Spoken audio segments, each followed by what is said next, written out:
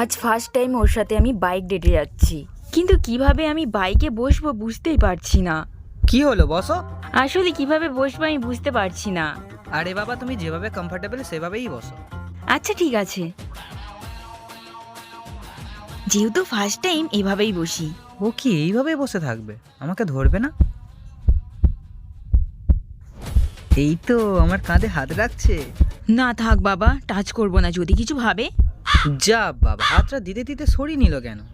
না থাক থাক, ওকে ধরার দরকার নেই, আমি বরং এটা ধরেই বসি। How unromantic. এই নিজে থেকে আমাকে টাচ করবে না, আমাকেই কিছু করতে হবে।